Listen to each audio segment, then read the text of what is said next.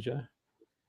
And we are live on Odds Property Investors. We bring the big names and we have the big fun. And this week, are we having fun? I don't know. I'm going to be having fun. But we have Martin North joining us from Digital Finance Analytics.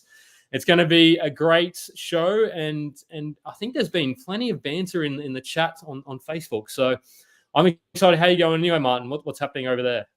Yeah, no, great. Yeah, I'm in the UK at the moment. I'm running a parallel project over here to deploy my surveys. So I've been in the UK for a little while. But still very much covering Australia, doing daily shows into Australia and watching what's going on with extreme interest. We have a very interesting property market at the moment. We do. Yes, it's something that we haven't seen before, right? Like that's going to be the interesting point. It's like you can't, let's go back in time and look when the situation looked like this, where you can't. It's brand new, it's fresh. Sorry, I cut you off there, Jeff. Isn't every situation kind of new though, Joe? History doesn't repeat, but it rhymes. But does it rhyme? I mean, I don't know. Like, is there a time? I mean, I don't know. Anyway, we could go down the rabbit hole there, the philosophical. But the reason why I think it's interesting because we had the RBA decision yesterday, which I was reading today. That everybody is pining for these rate cuts, but I just don't know. I can't see where at the moment, based on the data, where it's coming from. Like they're sort of saying that there could be a couple more increases, and I'm not an economist, and I don't pretend to play one on the internet. And we're sort of at the end of the financial year, and there's all those so it's an interesting time to be speaking. But today we are going to be speaking about what's the macroeconomic environment, sort of what Martin's seeing there, and then we're sort of going to talk to why the property market is broken, and we'll unpack what broken is because I think that's an interesting sort of concept in of itself. And then we'll sort of look at, how do we fix it? And then some forecasts. So plenty of content and plenty of fun. So I hope you're ready for a big session, Martin. So Joe, anything else? I'm looking forward to it. Absolutely. Anyone that has any comments, throw them in the little comment box. We'll try and jump to as many good ones as we can. So the better the comment, the better the answer. Better the question, the better the answer. But I'm excited for this one, mate. I've seen you around the interwebs for a little while now, and there's a lot of stuff going on. There's a lot of stuff going on. One thing I think that's worthwhile bringing up on the outset, which is why, like, there was an article done by 60 Minutes. There was an article, a series. It was called Bricks and Slaughter in 2018. And I think it was a pretty short piece. I reckon they were at your house all day, all day for, a couple of hours, having a chat with you, recording everything. But it was pretty much saying that the Australian property market's going to drop by 30%, bricks and slaughter. It's all terrible. And then you had a short piece in there where you had a bit of a prediction, like a potential prediction. But can you kind of talk to that? Because that's part of the reason why I wanted to get you on and part of the reason I didn't want to get you on. Because, how did it all go on the day? So it's an interesting observation because people always say, oh, you're a property bear. I'm not a property bear. Let's get that out of the way, right? I'm a property realist. What I mean by that is that property has the capacity to be a very good investment. I've invested in property for many, many years myself and done very well.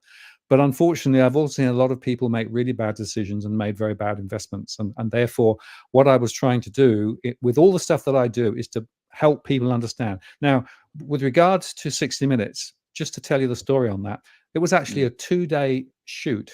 The first day, I was up in Sydney with a whole bunch of other experts, and they recorded us in a hotel.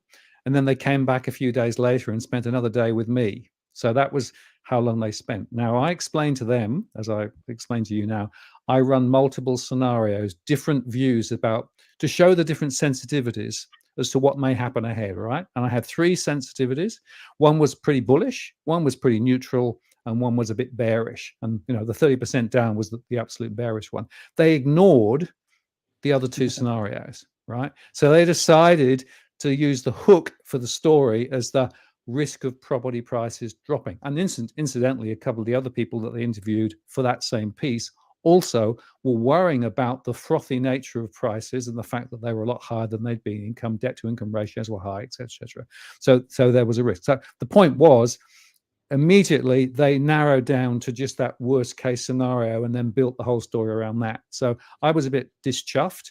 In fact, there was the ABC, the media show. They actually talked about this and actually spoke to me about it, and I explained the fact that I was given, if you like, one story, but I was only presented as telling another story. So I have never been just saying they'll only go down, right? They could go down, they could go sideways, they could go up. It depends on all of the other macroeconomic issues. So how much demand is there, and there's big demand at the moment. We've got high migration. What's the supply of property? Well, at the moment, supply of property is relatively low, although interestingly, we are still building more properties, new properties per 100,000 than Canada or the US or the UK. So it's not like we're not building, it's just we're not building enough, right? And then what's the availability of credit?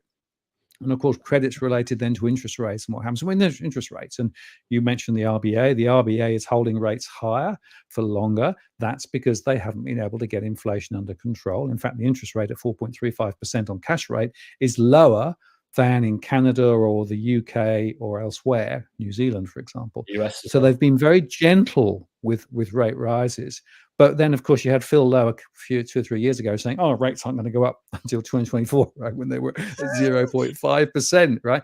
And look, I 2 3 years ago was modeling the risk of prices falling as rates rose because of this affordability problem. But the other factor is migration. So you've got on one hand a demand issue, a lot of migration, a lot of need for property, and then the supply issue in terms of construction, and then the interest rate issue. All of those things go into my modeling, and that allows me to look at the different things. So I'm a property realist, not a property bear. Yeah, and that's kind of why I wanted to get you on, is because it's not all doom and gloom in any point in time, and it is just assessing, having the data and looking at it, and there is always a different scenario. Like I see NAB all the time making these wild predictions of, like last year it was going down, and then the next time it's going up 4%. Then they rejig it again, it's going up 6.9%. And then realistically, what has property done in the already this year has already gone up 9%. Hang on, I might be wrong on that. That number's wrong. But it's gone up ridiculously more than they anticipate. But that's kind of why I wanted to get you on, because I heard the whole story, the initial story, and I was like, this is not. I don't want to deal with someone like that who's just so negative. And then we have the conversation. I'm like, that's actually not it at all. You just ran some scenarios, and it was like, that's what it's doing. The problem is. It wasn't presented in a way that I think is good. So I'm glad we got that out the way, because I want to kind of dive into, because you talk about the property market being broken, but I think, Jeff, we need to introduce who is this guy? Who is Martin North? You put the main course. You haven't even cooked the main course. So what I want to say as well is jump over to YouTube, people, because unfortunately my mouse needs new batteries. So it's not your fault, audience, but. So to make my life easier, because otherwise I'm trying to copy and paste some of the comments of Facebook. So jump over YouTube, and your comment, unfortunately, will get prioritized for tonight. But Martin, I remember watching the same sort of, I remember watching the 60 Minutes Bricks and Slaughter, and I was in my living room at my time, and I was almost about to throw something at the TV, because I was like, what's going on here? Why is this person predicting this drop? And this was before Oz Property Investors. So we've been around 4.5 years, but I thought it was very interesting, and I thought, but you know what? I think I've matured. Hopefully, some people would argue I've not matured, but who are we today standing in front of? So Martin, you've been sort of collecting this data, I believe, a data set for 2 decades plus. Correct. And you've got 2001. 2001 was when I started collecting my survey data. 2001. So I've been watching this going on for quite a long period of time. And just, I'll give you the sort of the 30-second view of where I've come from, right? So I've spent some time in my career working in real estate. I worked also as a building surveyor. So I actually know about property and, what to look for in property. I then worked in finance, and then I went and did consulting and worked for large organizations, and then started doing this research. And I started to realize that a lot of the stories that are actually being presented in the mainstream media around property are just only half the picture, because there is not a property market. There are thousands and thousands of individual property markets in different parts of the country. You've got to look at houses differently from units. You've got to look at regional areas different from central business district areas. You've actually got to look across different states. And I started to realize through my surveys, as I was talking to individual households, and I have 52,000 households in my sample at any one time, it's a continuous survey, that actually we are not seeing the full picture based on the property portals and what they're saying. Because, of course, remember, the property portals have a vested interest in getting people to go and view on the property portals, right? And, of course, they want to portray property as only ever going up, and, you know, you can never lose on property, right? But then the other aspect is, if you're thinking about investing in property, what about other asset classes and how do they perform relatively? So I started to look at some of these broader issues too. And that got me into this strategy based on, one, looking at households, but two, then looking at the macroeconomics. And so we've got to put all those things together. And that's when I created what I call my core market model. So my core market model is pulling all this information in and mashing it, and then showing some different scenarios and different sort of views as to where it may happen. Why? Because I want people to make better property decisions, right? I want to make sure that when people actually decide to buy property, they're buying the right property at the right price with the right features for the right reasons. I also am very concerned through my surveys and having conversations with a number of individuals, because I have one-to-one conversation with people too. So many people have made bad property decisions, and, you know, without giving too much away, I come back to North Ryde units. If you look back to 2017, the peak price of North Ryde units was then. They've been going down ever since. And yet I've seen a number of investors who actually piled in off the plan, bought in 2017, and they're still underwater, right? On the other hand, I've seen other people buy houses, you know, and have made really significant gains in those properties. But there's a couple of data points that it's worth just sort of putting a stake in the ground. And I'm going to show you just a slide, so you might want to sort of make it a bit bigger so people can see, right? So this is actually from AMP, but it's a really interesting slide that shows you, firstly, down the left-hand side, what prices the actual median house price across the country has been doing, right? The other one, red. That's right. And the other one, the sort of the bluey color, is the capacity to pay. This is for a typical borrower with 20% deposit and with, you know, your typical mortgage repayments. And you can see there that what's happened over the last couple of years as interest rates have risen is that whilst home prices are continuing to rise, the capacity to borrow has dropped. And typically it's dropped by about 30 to 35%, sometimes more, sometimes less. Now, that is a really scary but stunning chart, right? And that begs the question then, well, why is it that unusually, as interest rates have gone higher, it's still the case that prices are still rising? Not universally everywhere. I can point to you areas where prices are falling. But so there's something weird there. The other factor, just to continue the story, is this story here, which is effectively looking at the size of the average loan size, right? So it's quite interesting when you actually compare the average loan size with what I've just shown you there. So what we've got is we've got credit still growing quite strongly, people leveraging up into property at a time when capacity to borrow is crimped dramatically. Now, that's a really interesting circumstance. But then when you actually peel it back one stage further, and again, my surveys show this, if you think of everybody in Australia, there's about a third of people with a mortgage, right? There's about a third of people who are renting, and there are about a third of people who own property outright with no mortgage of any sort. Now, amongst those who are actually in the borrowing, about half of them have cash flow pressures, but the other half are doing fine. Amongst those renting, about 77% have cash flow pressures. The others are doing okay. So you can see the rental sector is where a lot of the grief is. And then of those who actually own property outright, they're doing really well because they're still seeing the value of property rise. They don't have mortgages. They don't have to pay rent.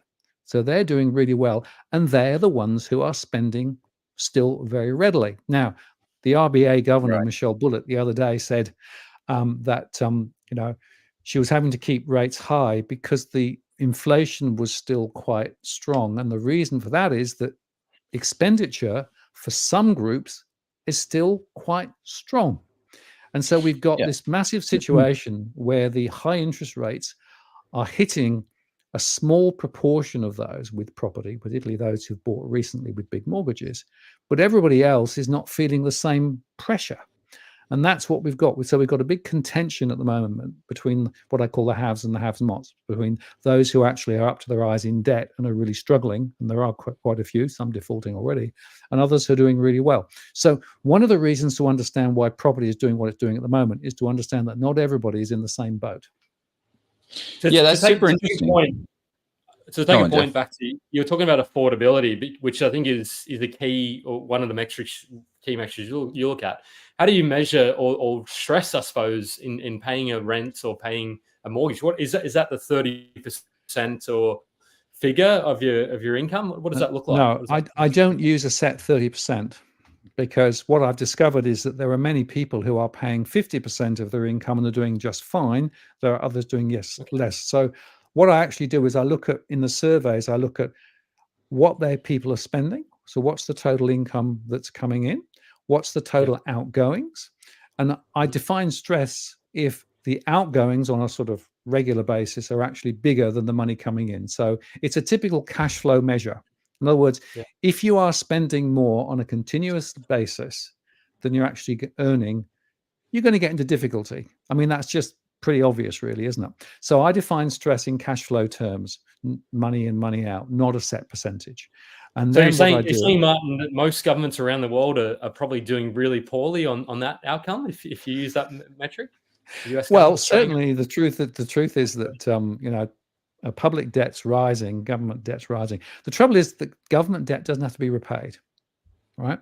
So as long as you can go on servicing the debt, even with the higher interest rates, you can go on and you can actually, borrow more when you want to. The difficulty with households is that the rules of the game are rather different. You have to go on being able to service the mortgage. If you actually end up in cash flow negative situations, most people will do whatever they can to continue paying their rent or paying their mortgage payments. But it's what they give up to do that. And one of the things that I'm seeing at the moment is quite a few people are actually cutting back on their everyday spending, cutting back on medical bills, not going to the doctor when they should, to pulling their kids out of school and not paying school fees. All of those things are going on at the moment. So below the waterline, there are some people that are really up against it. Now, when you believed, as the RBA perhaps was indicating earlier on, and the markets believed that rates were going to come down, was it March and then April and then May, but they haven't, and they're going to stay high. A lot of people were hanging on with their fingertips, and they were using the savings that they'd actually accumulated through COVID. Because, of course, through COVID, what did governments do? They borrowed a lot and then threw all that money down to households, whether it was direct or indirect, whether it was via home builder or whether it was actually other direct support schemes, or whether indeed. This is kind of what you're talking about, household savings rates here in 2020. We got a massive amount of stimulus sent off that sent the things going wild. And this is kind of driving a lot of value for people well, I mean, they're saving it, right? They're smart. They're putting it away.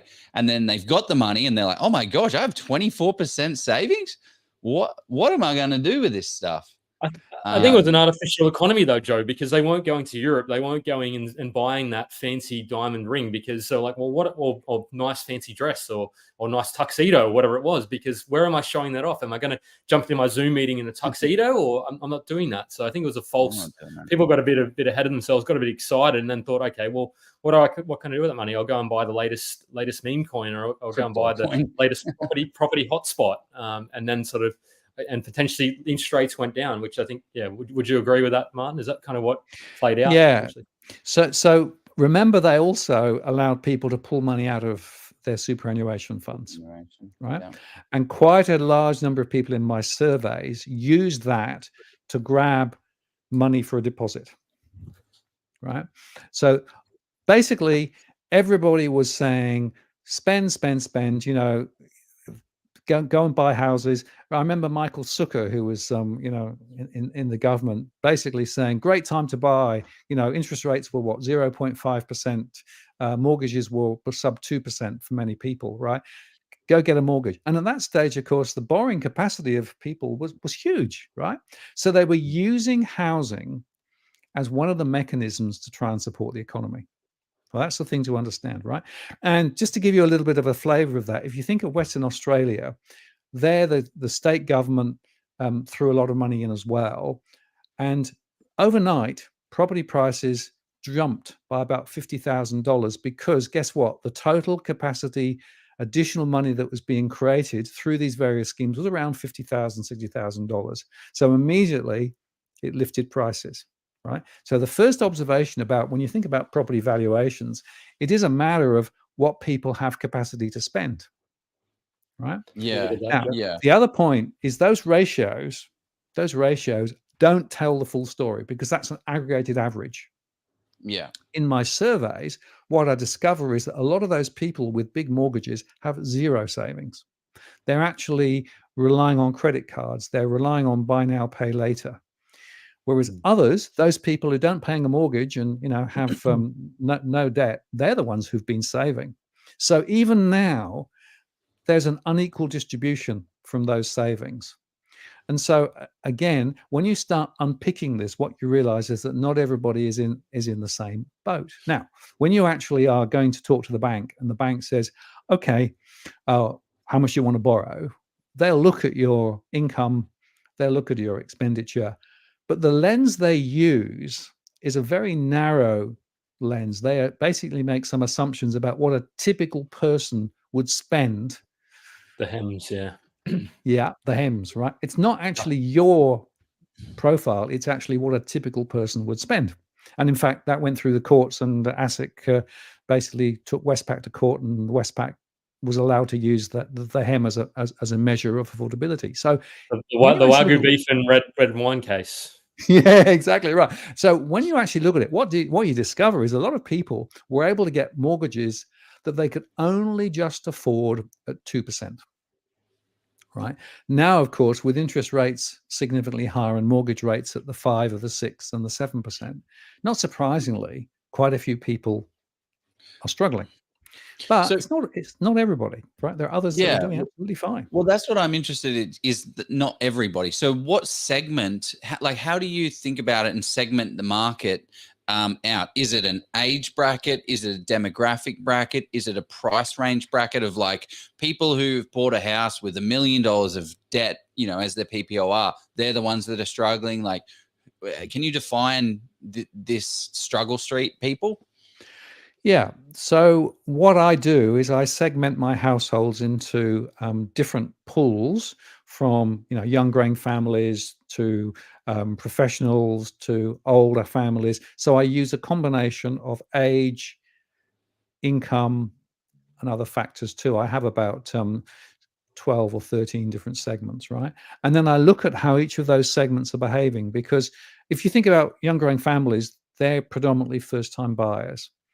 A lot of young growing families are really struggling. About 80 to 85% have a cash flow problem at the moment.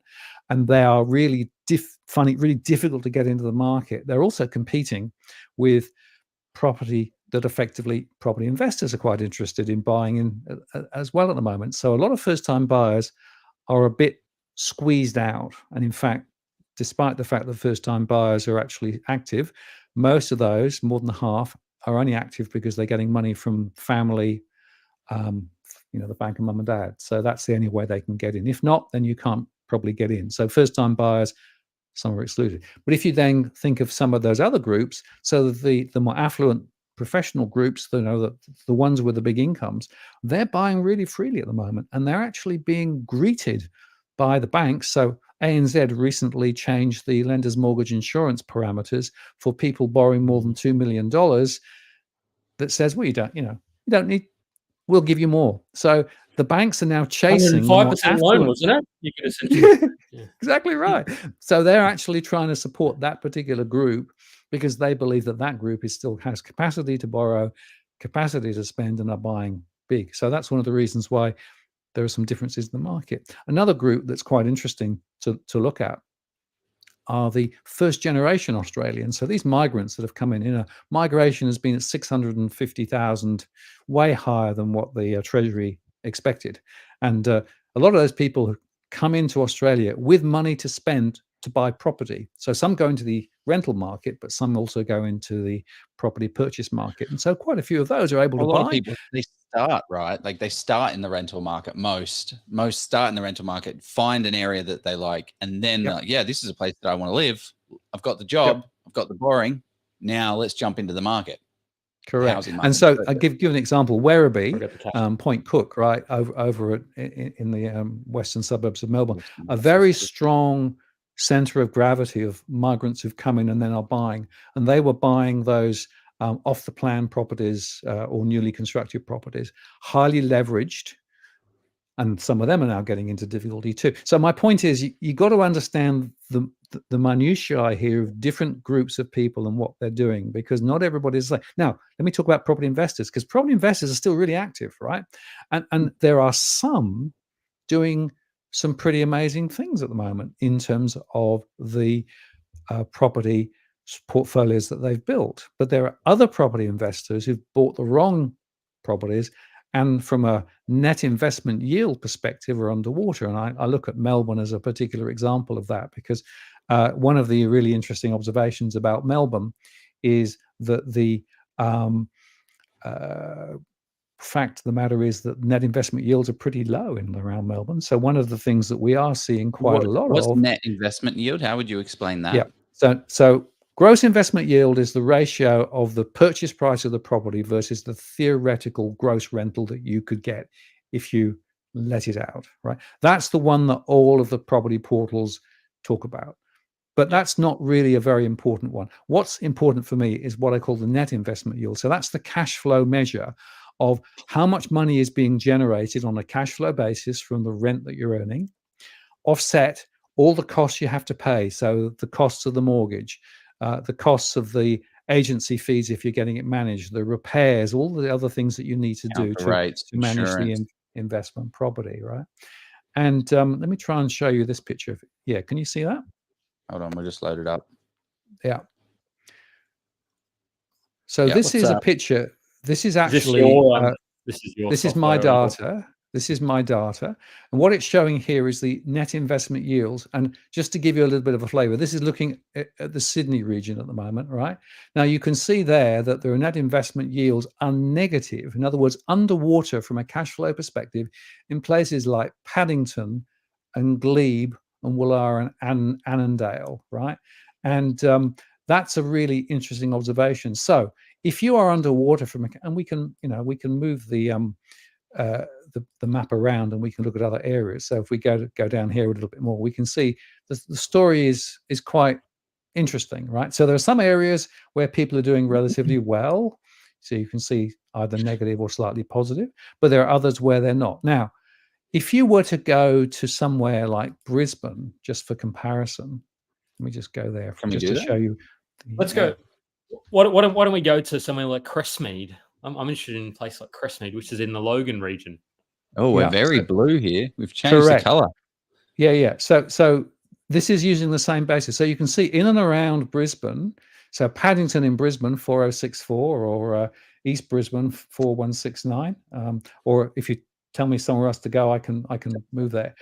But you can see there that in and around Brisbane, most property investors in a cash flow perspective are actually making positive returns. Now, not everybody, 4172 happens to be a little bit more negative. And if you were to pull out and look at a few other areas, you can begin to see that there are a few areas where things are not quite as flash. So bear that in mind. Now let's go to Melbourne. Right, so we'll jump to 3,000. And I think what we'll do after this, we'll run our first, and I'd love to get into crystallizing what has broken the property markets. I think there's some absolute gold in that. But I'm enjoying this. Interesting. So just to show you that in and around the centre of Melbourne, well, not too bad. But if you go out into those suburbs, remember I mentioned those areas to the west. You can see there from an investment perspective over in the Wyndham area, 3026, for example. Again, underwater. Now, the reason this is important, is because if you're a property investor, you've got two sources of potential wealth generation. The first is capital appreciation. right? So you buy an investment property because you hope over the medium term, long term, it's going to go up in value. But the other is cash flow. Now, what I find in my conversations with property investors, most property investors have no idea about the cash flow of their investment property. And in fact, all they say is, well, even if I lose a bit, I can offset it against tax, so it's not a problem because I'm going to actually see capital appreciation. But in Melbourne, over the last year or so, in these various areas that we've been looking at, guess what? There's no capital appreciation. So that's one of the reasons why in this particular market, property investors have started to sell, driven also by the extra rules and regs that the Victorian government is now imposing on property investors. They have to invest more just to maintain the property and lift it up to its standard to let it get let. Now, that tells you something else very important about what's going on, right? Yeah. One thing I was going to say before we get into, I want to understand what, because we're talking about, okay, yes, there was recently Melbourne is sort of not seeing capital appreciation but even like Perth or WA for the 10 years, largely from 2012 to 2010 to those. So would you say though that would that represent that property is largely, and most growth assets are generally a longer term proposition, or is that sort of the... Yeah, I think you've hit a really, really important point. One of the things I worry about is when people think about buying property and then turning it over very quickly, a few months or a year or two, the entry costs for buying property, things like stamp duty and transaction costs, really means you should be thinking of a 5 to 10 year horizon, in my view, if you're actually going to build a portfolio of properties. Now, okay, there are those who say, well, what I do is I buy cheap and then I do a renovation and then I sell on. You might be able to do that, although in the current environment, the costs of... No, advice, people. I cover this for now. Financial advice, not property advice. The fact of the matter is the costs of construction have risen by about 30%. So if you are going to try and buy one of those and then, renovate it and sell it, very hard to do at the moment. So a lot of people don't think about the total costs of their investment. And interestingly, if you take a long-term view, and I've done very well in property over the years, I've bought the right types of property, I've held it for a reasonable length of time, and I've been able to make capital returns. But a lot of people that I speak to in the investment sector have made really bad decisions, and they're looking over the too short a term and are relying on the tax breaks and the tax benefits to be able to actually offset income elsewhere. Right now, I don't believe that using property as a tax break alone makes a lot of sense. So what I'm trying to say is there's a more complicated picture here of when you actually think about wanting to construct a story around property. Well, it's interesting that you talk about like the Victoria, like there's a lot that's going on in Victoria. March 2021, I did a post about this the other day. March 21 introduced 133 tenancy policy changes, increasing costs and reducing investor control, implemented a windfall tax on land rezoning, making properties more expensive to build and create, and which created more delays. Rental caps, the Premier prolonged threats of rental caps and rental freezes. The Greens are bringing in the rental freezes as well. They then reneged on those. January 24, increased land tax threshold. So I got hit with an extra $1,400. Planning to introduce short-term stay accommodation, 7.5% on vacant land. March 2024, there are now 15,607 fewer rental properties in Victoria, leading to less available stock. They've then built 20% less properties than they should have. So I understand that it's in the red right now, but does that mean over the next 12 months that is going to remain in the red if there is a lack of supply? Because this is how, like, I've made this chart to be as simple as possible. The property market is based purely off supply and demand, right? This is it. This is the chart. This is the image that you guys can all kind of look at. If there is more demand than there is supply, we are in an undersupplied market. And that's kind of what we're at right now. Balance, if we have two people and two houses, and then, one house, and we're going to go to an undersupply. But if you look, I guess like we're talking about population growth, last 5 years, we had 1.4 million people over the next 5 years, that it's going to go to 2,176,000 people, which is an additional 774,000 people. Our annual housing demand is going to last 5 years, needed 147,000. Based on that population growth, we're going to need 227,000. That's 54% more, 80,000 more dwellings. That is like building a Hobart every single year and building a Canberra. Like, it's ridiculous. We're undersupplied by 102,000 dwellings, or 38%. So I think it's good to take it in context of like time, like of that's where the market, that's where you want to be going, right? Not those markets that are heavily, there is a massive green land ready to go to be built, but also, are the approvals, are they getting built or are they not getting built? That's the next question. But let's run the ad and let's get to why the property market is broken, because I feel we need to crystallize these ideas and concepts. Okay, we'll crystallize. Hi all, I've got a big problem. This is the Policey Property weekly sponsorship ad. Except today, I've got nothing to sell, and this is because of you.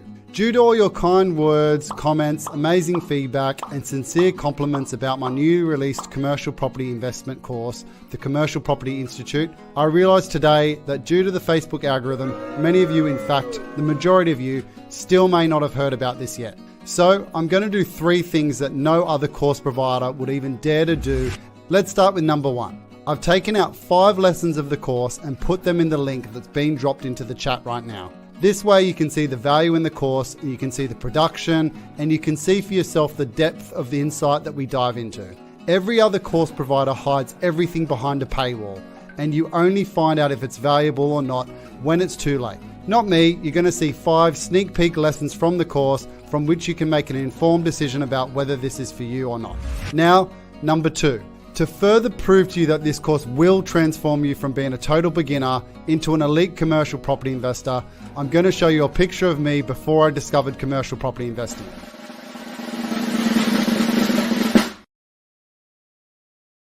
And now, after I've discovered commercial property investing. Alright, you finally got your Steve without a beard shot, so it's time to get serious. Let's talk about number 3. And this will leave you without any doubts. Everything I know about commercial property is in this course. Every tool that we use at Policey Property is in the course, and it's delivered in a learn at your own pace online course at $4,997. But you're not going to pay that. In fact, you're not going to pay a cent if you're quick. I've decided to extend the free offer to OzProp Investors Group until the end of June. That's right, no cost, no credit card, lifetime access until the end of June. All you have to do is click the second link here in the chat, and it'll take you to the page where people normally pay $4,997 for it. At this page, type in the discount code OZPROP and instantly get the Commercial Property Institute course for free. No catches, no gimmicks, just a limited time only offer. So click the link right now and get your instant access free. Thanks again for the amazing feedback, and I look forward to seeing thousands of commercial property moguls in the near future. Cheers, guys.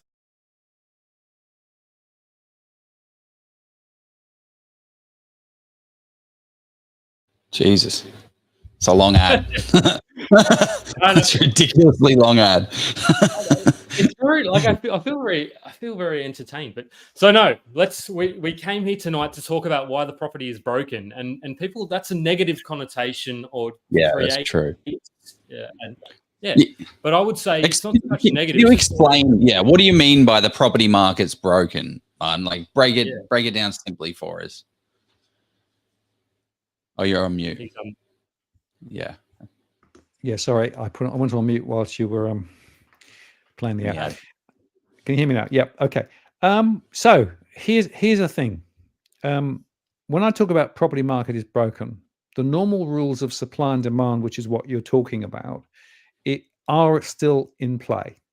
So the basic economics are there, but the question is, how much demand is there? Well, demand is massively high because of very high migration. So I would argue that one of the factors that's really messed with the property is much stronger the migration than anybody expected. We talked about those numbers earlier on, right? Yeah. The second thing that we've got is that the typical borrower if you go back a couple of decades, would be borrowing around 3 times gross annual income, maybe a bit more, right? Today, the typical borrower needs to borrow about 10 times gross income to be able to get into many markets, which means that rather than actually putting 20 to 30% of their income, they're now having to put 40, 50, 60, or even 70% of their income to go buy property, right? What that does is that then puts pressure on those households, which means that it breaks then their ability to be able to spend elsewhere in the economy. And so the broader economy gets effectively negatively impacted by the fact that they're spending way more than they ever did on just trying to get somewhere to live. The third reason why it's broken relates specifically to the rental sector, because we've had a lot of people coming in, because the supply of rental property is a lot lower. We talked about investors leaving, and investors are still leaving in some places, means that you have to pay a lot more to be able to find anywhere to live. You stand a significant chance of having your rent put up by 10 or 15% over the next 12 months. And many people are then panicking about what they're going to do about that. And I've seen quite a few people in the rental sector say, I need to try and buy something. I'll buy anything just to get out of the rental cycle to be able to actually try and get more control. And they then go and buy a really bad property in the wrong place for the wrong price. And again, they get caught. Or another example, banks, of course, are meant to lend responsibly. But there are many examples where banks have extended significantly more credit than households really should have been able to get. And what that has done is that has inflated the bank's balance sheets, which means that they're able to report bigger profits. And it also means that they can then lend more. So there's been a complete cycle here, a debt-driven cycle as well, which has pushed property prices back. And if you stand back and think about it in absolute terms, what is the relative fundamental value today relative to 20 years ago? Well, it's about 3 times what it should be. And you could go on a debt income ratio, you can go on the cost of construction, you can go on all sorts of different measures. So in other words, property is too expensive relative to other factors, including income. And that's the problem. So people will still want to buy property. You know, the Australian dream is to own property, but in so doing, they're now getting more and more of their finances boxed into property. And I regard property as a bit of a black hole. It's sucking more and more of people's income, more and more of society into the property pool, which means that the overall economic structure of Australia is being shrunk down and down and down. It's basically mostly property, plus, of course, the mining. So, in fact, our economic base is shrinking. And just to give you the final sort of kicker, if you go back 2 decades, 2/3 of bank lending was for business investment. Today, it's below 1/3. 2/3 is now just to support the property market and allowing prices to continue to accelerate. So that's the broken nature of property, right? It's a structural issue for the country, and it can't go on increasing and increasing and increasing. I would argue that the rate that we saw over the last 2 or 3 years was completely explicable by the ultra low interest rates, all the government stimulus. We've not got much higher rates now. Rates will come back a bit, but they'll never get back down to 0.1% unless we've got a major global financial crisis, which means that the rate of acceleration of property growth is going to be slower in the next 2 to 3 years ahead. And that means that the assumptions that people made about the growth prospects for property might well need to be questioned. And that's why I would argue that it's not completely, hit on a good point. It's not normal. Yeah, you hit on some points there, Martin, about the assumption, because a mentor of ours, or not direct mentor, but a group sort of mentor of ours, Stevie Knight, sort of said, the investment is only as good as the assumptions that underpin that investment. Now, the assumption is that, property continues to go up. But what is that assumption based on? Are you just is it confidence, or is it hopium, or is it just maybe delusion? Maybe it's a little did you say hopium? Did you Well, say yeah. hopey? Oh no, but It's a hope, so lovely word. optimism and hope. Optimism and hope. It's a word. Look it up. Yeah. It'll be in Knox Dictionary. That's a But good but no, word. I also wanted to say there's that. But I wanted to sort of maybe we throw a little, because as we saw during the COVID sort of crisis and what happened after that, which I think where you sort of, one of your scenarios was that the government sort of backs it. I'm not saying the government's going to continue to back it. Two of my kind of curveballs or wild cards, or whatever you want to call them, maybe not that wild, but is banking kind of lending policy, and the other one is for you. And I feel like I'm almost defending property here, but I'm just throwing, okay, well that's great that it's too expensive. The other one is, okay, you're going to have baby boomers sort of pass on a wealth transfer, so probably hundreds of millions, maybe billions of dollars. So what does those two wild cards, because they could essentially just change the lending criteria and say tomorrow, okay, generational mortgages, and then yes. Well, we're already seeing the average mortgage now over 35 years, right? And it's continuing to grow because that's one of the, so basically the levers that banks have are extend the term of the mortgage or go interest only. And it's interesting that 2 or 3 years ago, APRA was concerned about interest only and sort of dialed it back. And then, of course, through COVID, they said, no, that's fine. Interest only is fine. And what we're seeing now is a bit of a peak of interest only. So the hardship schemes that the banks are offering at the moment are allowing people 12 months or so of freedom before they've got to decide what to do. Unfortunately, that freedom is probably not going to, it's going to run out before interest rates drop. But the fact of the matter is that you've got that intergenerational issue. You've got a lot of more affluent older people sitting on big properties. Now, there's a group called the down traders, which I look at. They're about 1.2 million people who have properties bigger than they probably need. But if you interview them, as I do, one of the things they say, it's really hard to find a smaller property in an area they want to live in. So they're still at the moment hanging around in these big properties, many of whom, it's half empty, right? You've got other people on the way up, the up traders, who are looking for property to buy, but they can't extend themselves because they're already fully extended. So there's a gap between the ups and the downs. What is happening is what's proxy the product for that. What's the product that needs to be created to fill those holes?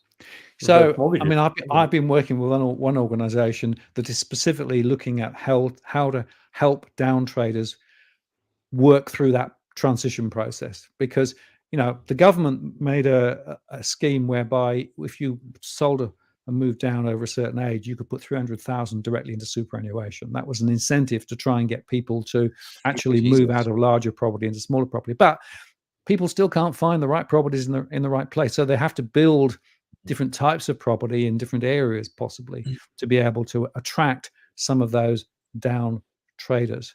But in the meantime, going back to the bank of mum and dad, a lot of those people sitting on significant affluence are using the equity out of that property to hand money down to those first-time buyers. And in fact, more first-time buyers than ever are now using the bank of mum and dad to be able to get into the market. Trouble is, if you look at default rates on those, they're 3 times higher in 3 years' time relative to normal, because you haven't had the discipline of saving for that deposit, which means that you have just got less capacity to deal with the pressure that actually owning a property relates to. And that's because, of course, not only do you have to actually pay the mortgage, but you have to pay the rates and electricity and maintenance, all those other things. It's a bit of a problem owning property. It doesn't look after itself. You've got to look after it. So again, another example of the brokenness and the pressure of the equity sitting in a lot of older houses, a lot of older households, and then being passed down. But did you notice that the average age of a first-time buyer is now 10 years more than it used to be? It used to be mid-20s, it's now mid-30s. Yeah, 35, that's right. And did you know that about 2/3 of people who now go into retirement are going into retirement still with a mortgage? So they have a mortgage for longer, and they started the mortgage later. That means that their capacity to actually save for retirement is also being crimped because of it.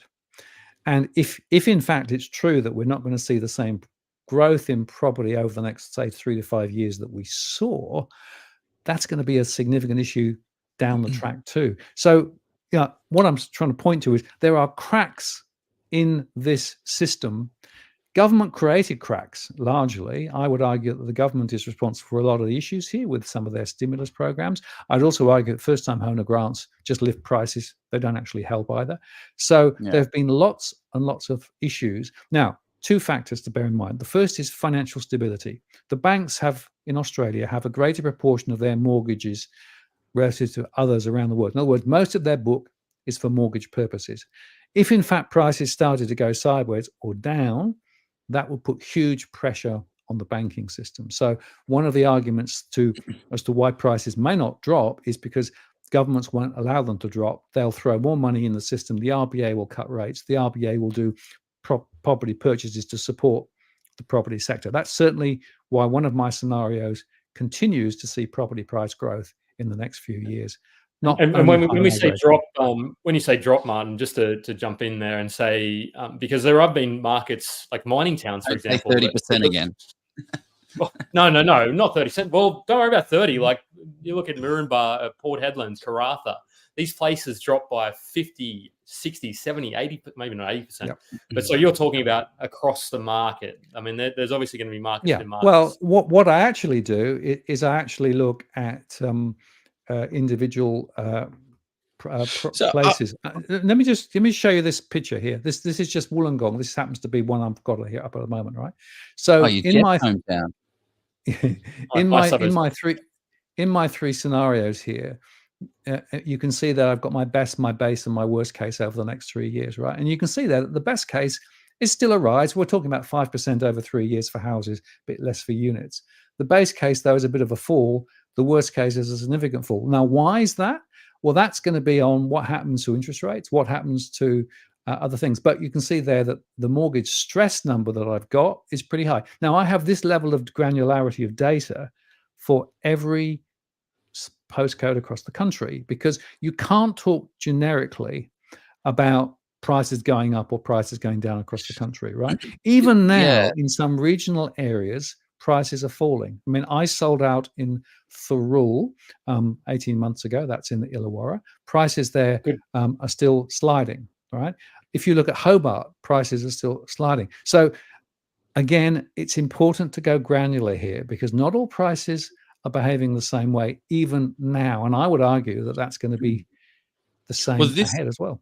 This is an interesting chart. I don't know if anyone is nerdy enough to download the CoreLogic reports. And this is a new one that they've got on here that talks to, what do they call it? Surplus stock versus capital growth. So this is trying to talk to the supply and demand story. And you can see the places that have the lowest amount of supply and what they've kind of done in total listing volumes. And it's interesting to see which markets have done incredibly well over the last, 2.5, 3 years. Adelaide, Perth, Brisbane, regional WA, regional South Australia, regional Queensland. And then we've got sliding up on the scale in terms of supply. We've got regional New South Wales, Melbourne, Tasmania, Hobart, like what you're saying. Well, regional Hobart. No, Hobart's right at the top. Hobart's done. Hobart's done at 40%. So yeah, I guess I was looking at another chart here, like from a macro perspective for Australia. This is the amount of millionaires that net millionaire arrivals. Australia has gotten the largest amount of net overseas migrants with over $1 million at 5,200. China's lost 13,500. But we've got 5,200 more multimillionaires coming, which is interesting. It kind of plays along with what you're talking about between the haves and the have-nots. One thing, like I buy property all day, every day. And what I am seeing is a lot more people interested at the more affordable ranges of properties, where it used to be, hey, have you got something for 350? Like, is there something for 350? And then it was like, great, 700, 800, 900, I'm interested here. That is now starting to compress, and everybody is now interested in 550 and below. And that market is getting absolutely hammered right now. So 450,000 in good markets doesn't really exist anymore. It's such a challenging market because everyone like the haves are like, well, we better not get too, we better not go too crazy. But the people that can afford that little bit, they're saying, well, actually, yeah, let's just take a little bit less. Let's not put so much in. So I'm kind of interested of where over the next, and I guess this is what you are saying. You are saying that it does need to be segmented, and you do need to look at the markets within the markets, because it is not just one capital market, that you'll see prices increase and prices reduce in separate markets. So I guess it's just important for people to know that you need to think a little bit more about it and choose the markets that are actually have the demand and the lack of supply. Because I'm seeing aggressive demand for the much more affordable stuff. But what happens when it becomes unaffordable? What happens when all of those markets go to 500, 600, 700? That's what I'm interested to see what happens to the overall. I don't, what do you think about that, know. Mark? What do you sort of perceive might happen? Well, we're already seeing people being driven to move further and further out. Let's take Sid as an example, right? So if you're a first-time buyer, you can't afford to buy anything within 30 to 40 kilometers of the CBD. So you're going to be out in the sticks. Trouble is that the infrastructure is not so good further out. Quite often you need 2 or 3 cars, depending on the family, to be able to get around. And you're also now finding that the prices in those outer suburban areas are rising, and they're rising quite fast. One of the problems I see quite often is renters are looking to buy in those areas, but having to, extend themselves.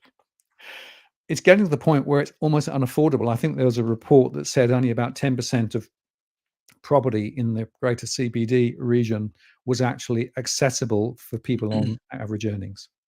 That is disastrous, because what it means is that you can't actually get the sort of people that you need, the school teachers and the policemen and the other people living anywhere close to where they're actually working. And they're going to go into regional areas. They're going to go into state. And there was an interesting report done quite recently suggesting that, in fact, to take Sydney as an example, you're not going to see young people in Sydney because it's too expensive. Now, those are the social consequences. Is that what's going to actually happen? Because, aren't people just going to be renters? Like, if there is an amazing job that is in the city that you love and that has the lifestyle, it has the infrastructure, it has everything that you want, but you can't own a property. Like London. I used to live in London. I didn't know anyone that owned a property in London. So is that what's going to happen? Are they not just going to rent? It's already happening. So one of the reasons why the the rental market is morphing the way it is because there's a lot of cheap construction of high rise at the moment closer into the center of town. But have you seen those rents? They're not cheap rents. They're really, really expensive rents. And again, if you look, if you look at recent research, and it takes as an example, there's a very small proportion of rental property that's accessible on the average income as well. So it's getting harder and harder for people to find anywhere to live, anywhere close in. Now, in some cases, people will go into regional Australia. In some cases, they'll go into state. But I guess my question is this good socially for those suburban areas and particularly those areas further out? And it's also hollowing out the CBD. I don't know whether you've walked around Sydney recently, but compared with what it used to be like before COVID, it's a lot quieter. There's a lot less shops. There's a lot less business going on there. There's a lot less workers working in the CBD. So again, this is another example of one of those transformational journeys. And by the way, that's having a major impact on commercial real estate, particularly close in. And in fact, there's a lot of issues there as well. So I'm trying to highlight that the thing about property is it's connected to these broader macroeconomic trends that we're talking about. But the net consequences of all this is, 1, more households under financial pressure. 2, more people having to live further out to find anywhere to live. 3, having to pay more of their income just to do that, leading potentially to social pressure, leading potentially to even things like bad behavior and crime and those sorts of things. So that there are direct social implications and consequences of the 20 to 30 years of bad policy that we've seen from both federal and state governments, connected directly to property. They just can't leave it alone. They want to keep prodding it here and prodding it there. And, you saw the budget, this week, right, in New South Wales, with yet more interventions. But frankly, a lot of those interventions, what they are is they're announceables. They are things that they're doing to sound as though they're doing something, but they're not actually tackling. $1.2 million 1.2 million houses are going to be built in the next 5 years. Is that one of those ones? Yeah, that's an announceable. There's no way we don't have the capacity to do that. As I said earlier on, we're building at the moment way more per 100,000 than almost any Western country. And we can't build more. And by the way, the cost of construction continues to rise up another 30% or so. So what we have is a disjointed, unjoined up approach to property, right?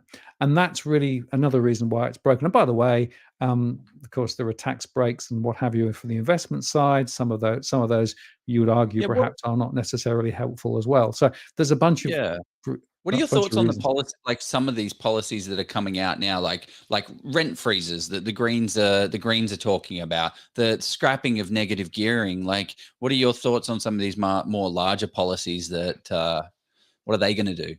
So rent freezes tend to not really solve the problem in the long term. It tends to maybe stick it for a little bit, but it's basically a supply demand problem that you've got to address.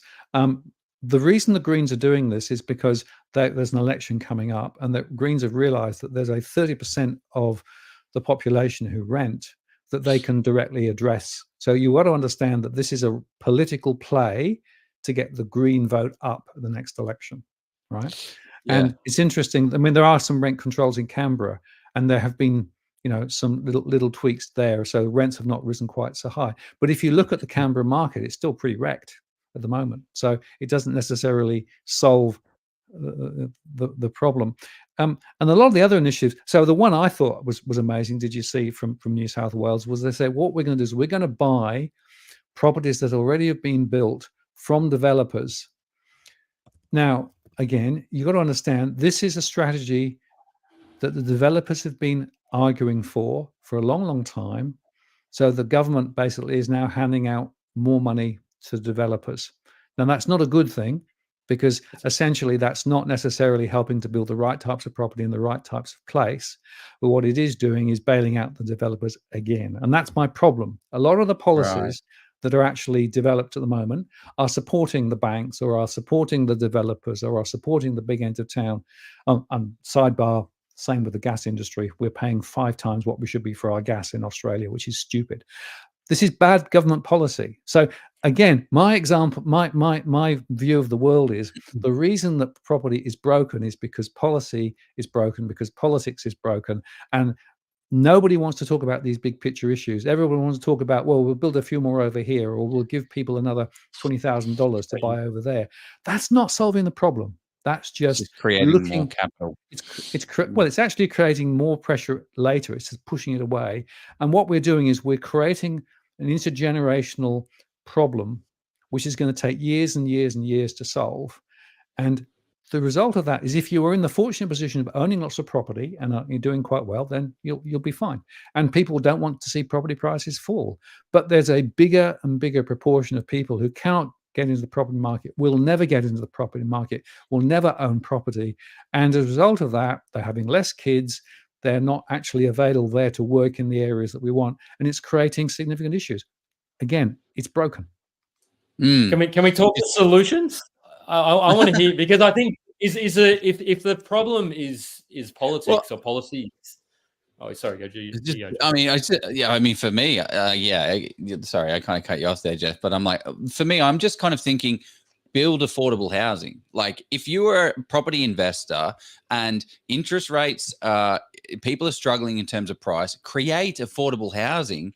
Create a granny flat, knock down one house, put up 3 houses, knock down one house, put up 5 houses, and make them affordable so people can actually afford to buy them.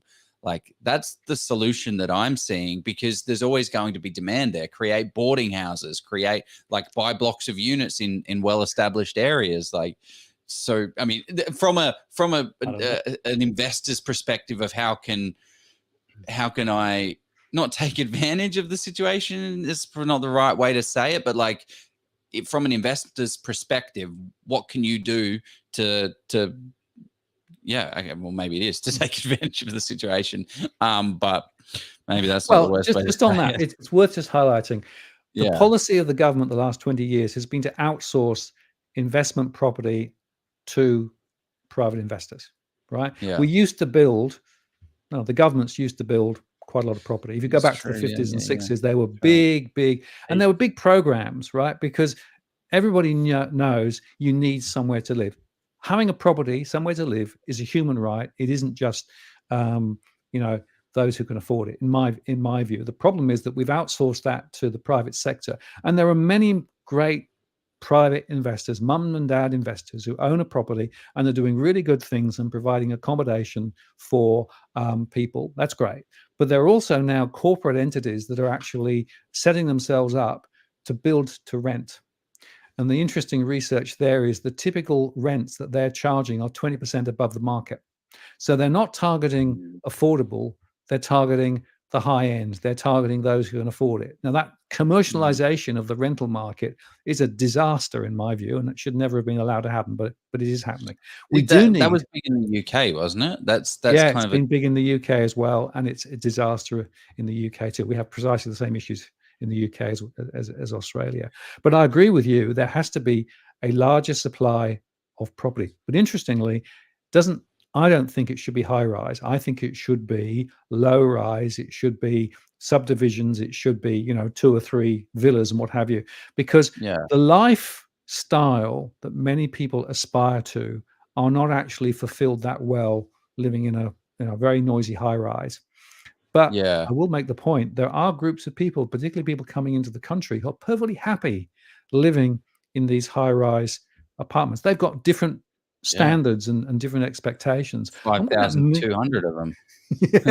And what that means is that you end up with almost a ghettoing of certain areas with certain types of people, right?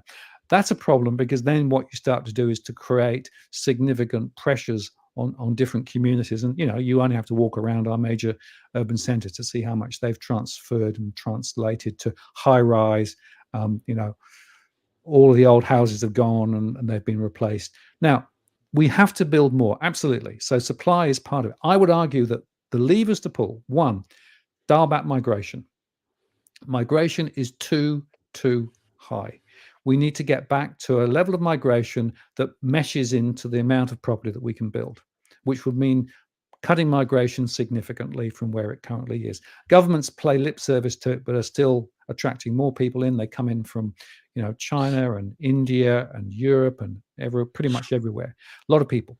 So migration is the first one. The second one is that we got to get the price of energy down, because the gas price, and the gas price is the marginal price of electricity, is 5 times what it should be, because of the way that we're actually exporting all our gas overseas, and we are paying an international gas price for energy in Australia.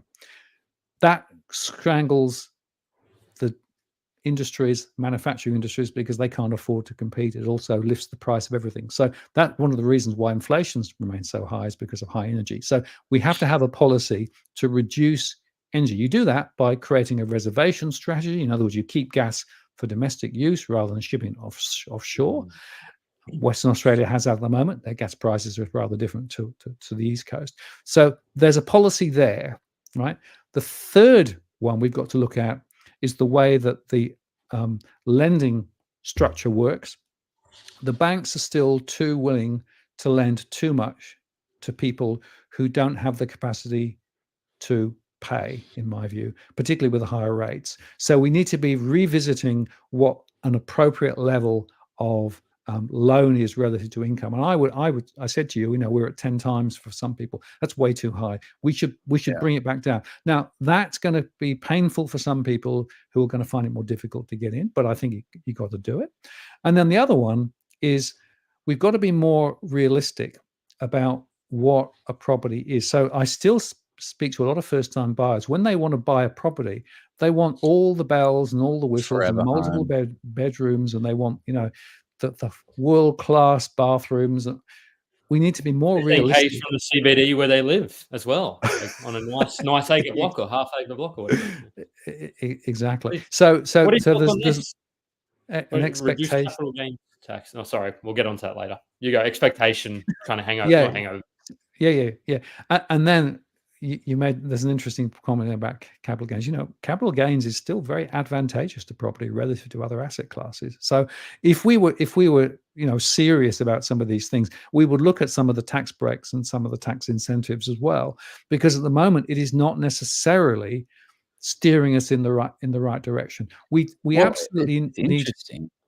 Sorry to cut you off there, but it's interesting with the tax break side of things is that, well, I'm running a property business. I should be getting a tax break on the income that I'm generating because I've got an expense and I should be getting an income and I should be getting a tax break. And that's one side of the coin. And the other side of the coin is, well, housing is a human right. Why is it being treated as a business and getting those tax breaks?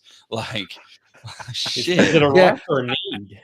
Well, and here's the point, right? What we're coming now to is the fundamental issue. We've had what I call the financialization of property, right?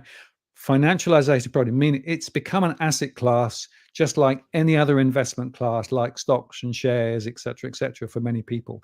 And that's part of the problem, because you've got this contention between, is property an asset class, a financialization of assets for growth, or is it somewhere a human right where you've got to live? At the moment, that's the contention that we've got, because we're actually caught between those two, right? Most government policies actually are more to do with the financialization of property rather than the human right for property. But if you talk to United Nations and some of the other international governmental policy panels that are around, they talk about the fact that the financialization of property, driven by financial interests, driven by political interests, have created these stress points in many societies, and they're arguing, quite rightly, I think, that we need to think differently about what property is there for. So I pose the question quite often: what is property for?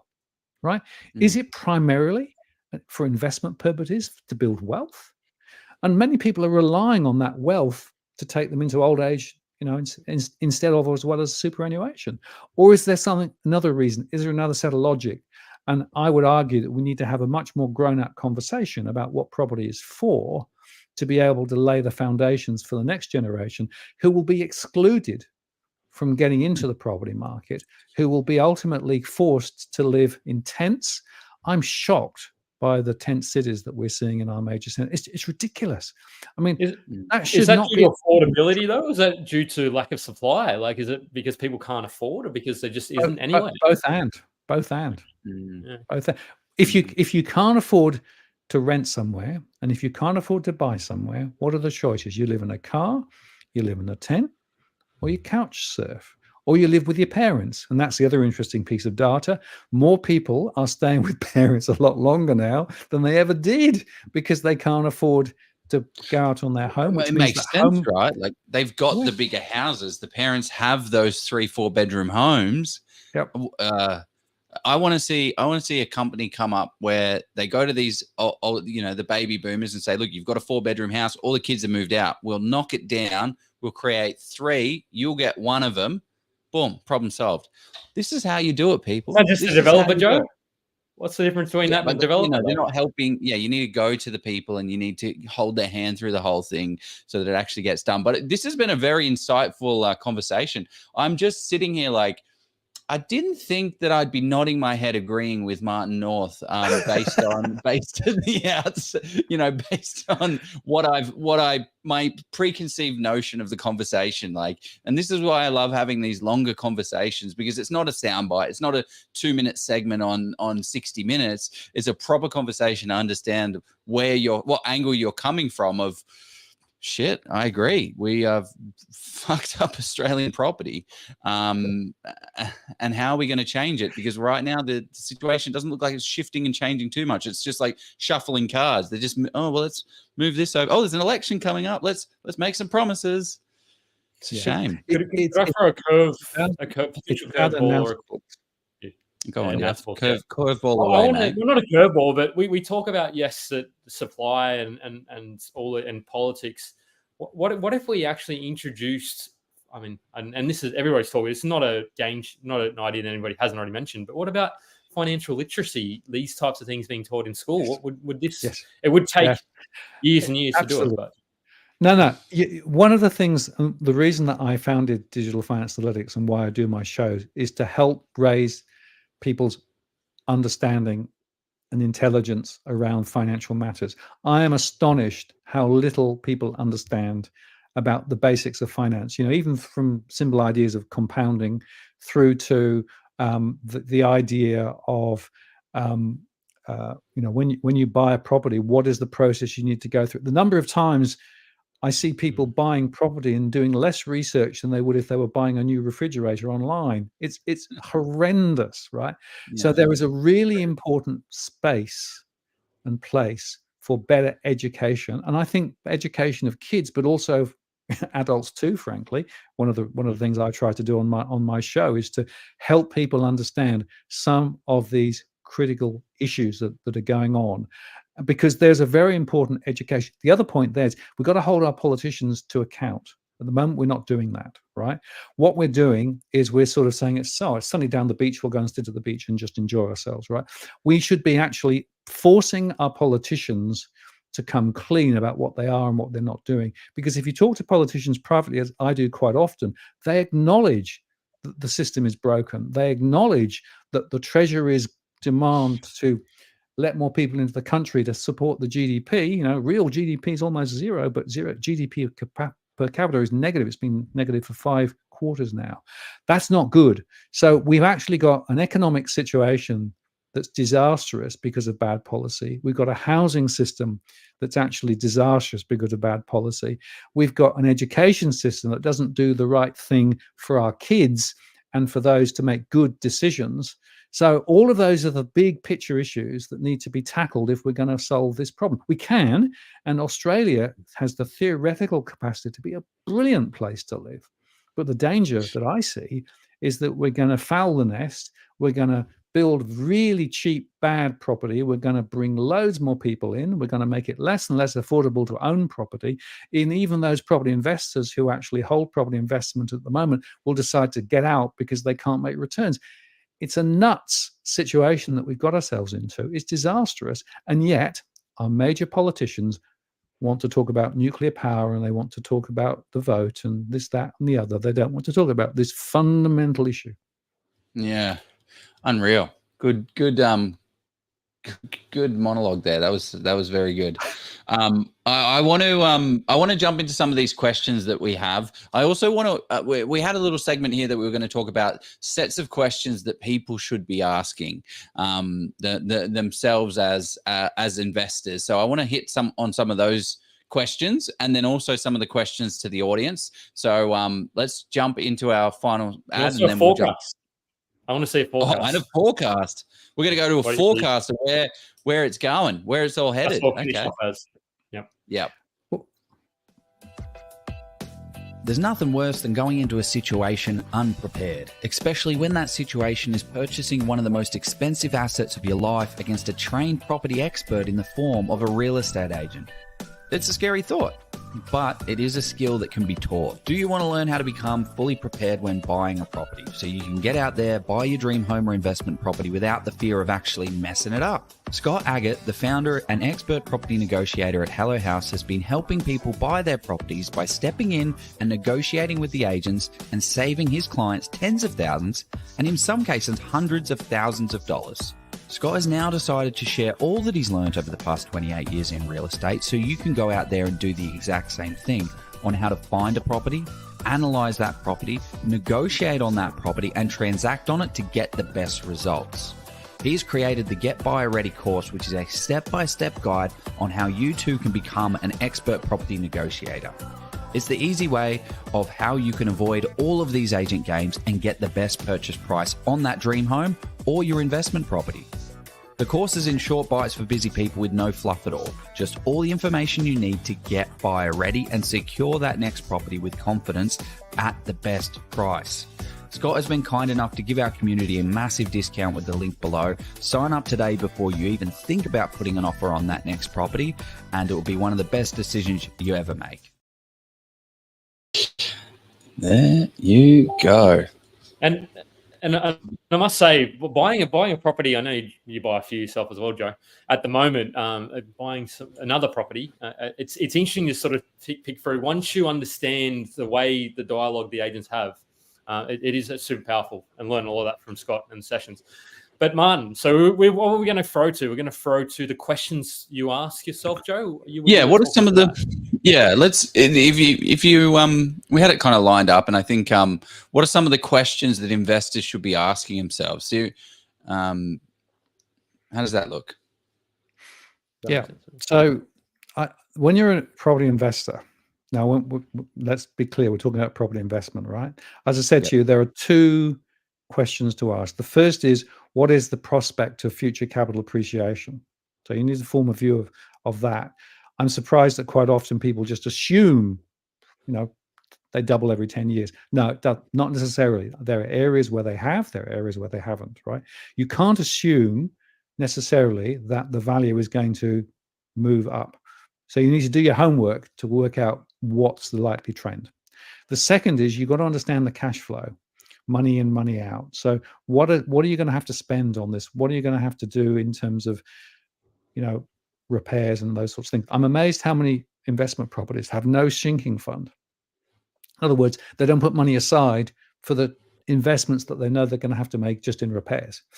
And they also quite often pay quite big bucks to a managing agent, and quite often don't do any due diligence about what the managing agent is actually doing.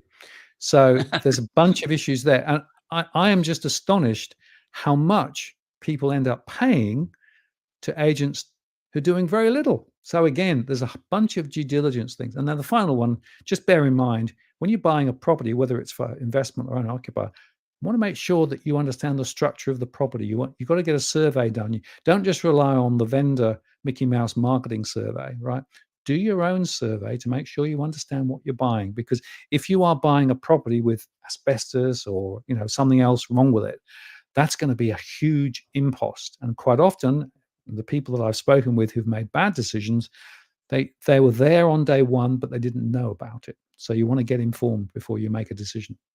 So when you say a survey, you're talking about a pest and building report. Is it the or Correct. is it different? Yeah, exactly right. So it is making sure that you understand what are the defects in the property, and don't just rely on the vent. The agent will probably have a vendor survey done. You pay 2 and 6. You pay 2 and 6 for that. It's a marketing document. It's not a serious piece of work. If you're buying a property, and it doesn't matter almost whether it's a new one or an old one, you need to understand what the quality of the construction is. What are the defect issues that you've got? Because if you do have big defects, that can fundamentally change your calculation in terms of any gains that you might make. So it's really important to do that. Also, check the planning and zoning in and around the area. Check the flooding. It amazes me how often people don't actually do any homework on the flood risk in the area. And there are lots of areas where property has been built on floodplains and flood very frequently. And that means you can't often get insurance, or you're going to get insurance at really big costs. So again, you need to put all of this information together before you make a decision. Don't just jump in because the property's there and it sounds a good buy. Do your homework. I love that you pointed to those really fundamental aspects of property investing that are slightly boring. It's like, okay, I'm going to go and check the council website. Boring, but super important, because if you don't do those, you can really open yourself up to a lot of risk down the track. And the point is, it doesn't catch you on day one, but it can catch you on day 2 and year 2, 3, and what have you. And like I said before, think about a 5 to 10 year horizon if you're buying property. Don't think about a 6-month horizon. Exactly like what this person said. Damn, just popped a big one. The concept of diminishing returns. Net returns is what matters most, not gross returns. What are you left with at the end of the day? And the problem that we're having right now, just to round that out, is interest rates are at 6.5%. So there is no real cash flow positive property investing in this day and age. Yep. It just doesn't exist when interest rates are at this level. So there is going to be a portion of negative cash flow. So you need to look after the things that are in your control, like getting a better rate, getting a better negotiation on your property manager, and any other expense that you can control. The other thing actually that I realize, I do pests and buildings on properties. People, you can negotiate with the real estate agent. You have walked through that property and the pest and building has shown a water leak here, it's shown a structural issue here, and it's shown another issue here that you were not aware of. I got under this, you got under this contract at 650,000, not knowing these things. So they need to come to the party. So you can push back if you have a pest and building clause in there. So that's just a tip that I don't think a lot of people are jumping out at. What questions? Let's jump to some of the audience questions. I am very cautious of your time as well, Martin. This has been an awesome session. It's a big one. I'm sorry. This could take 20 minutes. But what are your thoughts on? It's a yes or no question, but it's not a yes or no answer really. Does build to rent in Australia make economic sense? So as I said earlier on, at a structural level, getting large corporations to come in and build for rent, no, it doesn't. The reason is that they typically are charging rents that are about 20% higher than the ordinary rents, not least because you quite often put extra things in like gyms and what have you. Cameron Murray, don't really know Cameron, he's an economist, independent economist, did some really good work on this and highlighted the fact that corporate build for rent was a rort. The winners are the big construction companies, the losers are ordinary people. Small private build to rent may have more, but the problem is the cost of construction is now so big that when you do your sums, it's very hard to actually make it economically sensible. So I think economically it doesn't make a lot of sense at the moment. Yeah, I'm going to ask another question, and it's not saying that you should buy based on your answer to this, but it's more about, well, where is there opportunity potentially, and then you got to dig into the specific suburbs, and you have some tools on that as well. But where are you in terms of overvaluation? Where do you see the capital cities at this stage? Do you have metrics or data on that you could bring up, maybe? Yeah. So if you think about across the board, part of the question is how do you determine what fair value is, right? So you can determine it by the cost of the land, the cost of building, etc., etc. Now, if you did that on a typical calculation, Sydney is about 30% overvalued, Perth about 25% overvalued, and some of the others about 20% overvalued over that sort of theoretical value, right? If you do it by market demand, so supply and demand, then you've got to say, well, the market price is the market price. So by definition, it's not overvalued. That's the market value, right? So it comes back to how you determine what the market value actually is. Now, the way I prefer to do it is to say, let's look at the plot, let's look at the location, let's look at what it would actually be in terms of the property, and I build it up. And that's why I would argue that we are actually significantly overvalued, partly because of the lending that we talked about earlier on, and partly because of the high demand. But the valuation is the valuation. So saying it's overpriced is a bit hard if that's what the market is actually saying it's worth. I've got a question. If you were to buy right now in today's market, what price range would you be paying? Because let's just say you have unlimited money, but there is a market where there's value in this market, there's value in that. Like, what kind of price range would you be paying? What type of asset would you be buying, and what kind of location would you be buying in? That would be cool. Before you answer this is not financial advice, as it is every week. Not financial advice. So this is my opinion. Okay, at the moment, houses rather than units. I wouldn't touch units. I've seen so many people get burnt, both investors and people buying for own occupation in units. The costs of the management of those units, the strata fees, the poor quality of construction, and the expected future costs ahead. Units are, I think, unless you are really, careful, a real risk. Houses with a little bit of land are going to hold their value better. They tend to through the cycle. There's significant demand. And, depending on where you go, the 800 to the million is for me a bit of a sweet spot at the moment, insofar that I think there's a lot of demand and there's a lot of capacity to buy in that area, and there's limited supply. And particularly in the areas where they're knocking down houses and building up, high rises and things, and a bit further out. So I would be looking at those inner suburban houses where there is still opportunity. If you can't afford that, come further out. I would say that regional areas are catching a cold at the moment, and I'm very concerned about people who've overbought in regional areas. And I think we're going to see more corrections in some of those regional areas. In terms of the different locations, Perth is nuts. Perth, though, over, as you said earlier on, 10 years, it's go back and look 10 years. There are still people underwater from when they bought earlier on. So even Perth is not a cert.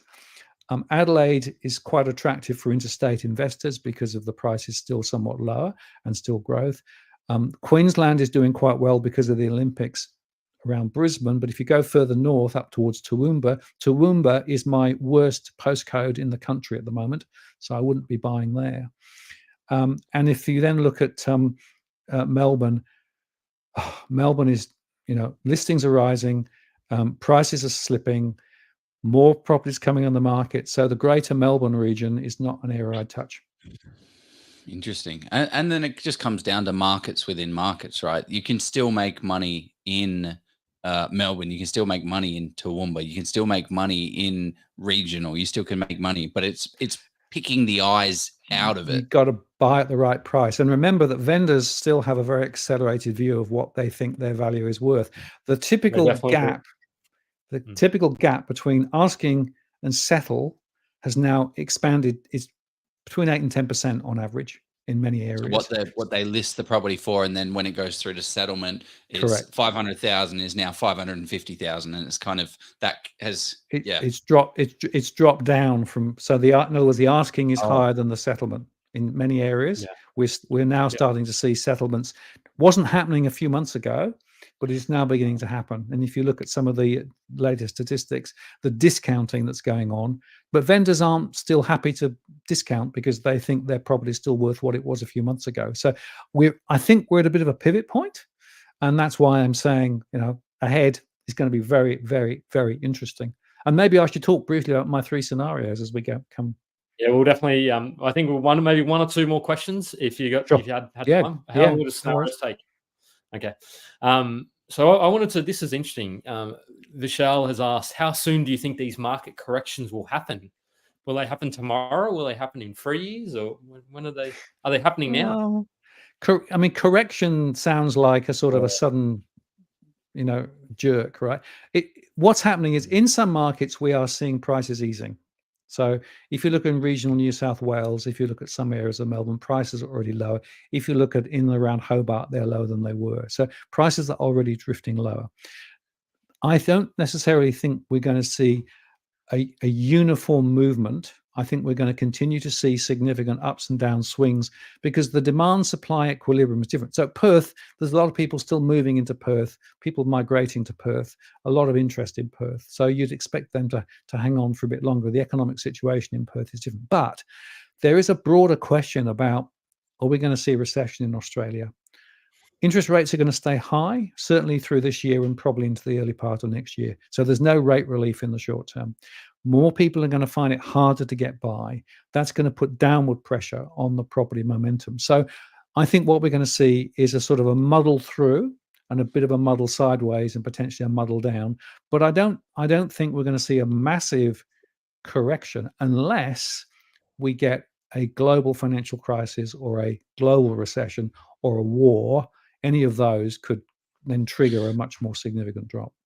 But I mean, the demand is so high and the supply is so limited. Like, I'm just a simple boy.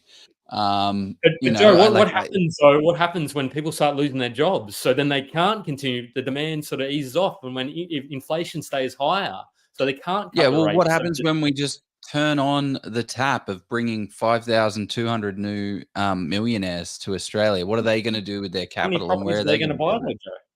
Well, that's Yeah. my point about migration, right? Yeah. To help Australia, you want to turn migration off. To keep house prices high, you want to keep migration going. Which do you do? Put the foot on the pedal or the brake. Yeah, just do both Yeah, at the same time. Yeah, if you're a politician with 8 property investments, what Oh, are you yeah. going to do? It's funny how investment property amongst politicians is a lot higher than the community. Isn't it? Disparity between their pro-property versus how many properties they have. Now, this Very might lead true. into your this might lead into your scenarios. But what do you? I don't know if you know the answer to this one. That's a tough one. Catalyst for Victoria, because it's I don't know. Is there an answer to this for an uplift in property What's rate the cuts? question? Well, I it's don't what's see going to it. be the catalyst for Victoria? Yeah, I don't see any chance of that. Look at the political decisions that have been taken recently. Look at all of the you listed all of the interventions in the investment sector, right? We're still seeing net migration away from Victoria towards Queensland at the moment, according to the ABS. So WA. what's happening at the moment is the supply-demand disequilibrium is being disrupted in Victoria. Prices are still quite extended relative to incomes. I don't see at the moment a turnaround on that, certainly over the next 6 to 12 months, unless something dramatic changes. Yeah, I don't see anything shifting in Victoria for 6 to 12 months. But the challenge you have then is there's one of the points that I noted was there's 15,000, investors are leaving the market. Yes. 15,000 investors have left that market. But doesn't that then leave somewhat an opportunity when things start? Like I was chatting with a friend of mine, and I'm like, hey, what's going on? He's buying a property and he's going through the thing. And then his vendor, he's like, no, I can't buy a property anymore. My landlord just raised my rent $100 a week. And I was like, $100, $400 a month? He's like, yeah, it was absolutely ridiculous. But he's in Victoria. So I'm like, well, that's sounds like an opportunity when things are like not looking the best. Is it not are we not getting towards the bottom of this kind of cycle for Victoria? Well, I think you'd have to wait for if interest rates started to come down, maybe the middle of next year when rates are a bit lower, then you might start to see that reverse. But at the moment, I don't see those conditions in play. And I have to come back to the political decisions that were taken in Victoria to make it harder to be an investor and other things that are going on there. It's not a conducive environment to own property in that area at the moment. It may change, and as you say, rents are still going up. So, but at the moment, do the numbers. If you do the economics, if you do the cash flows, it's hard to make it work.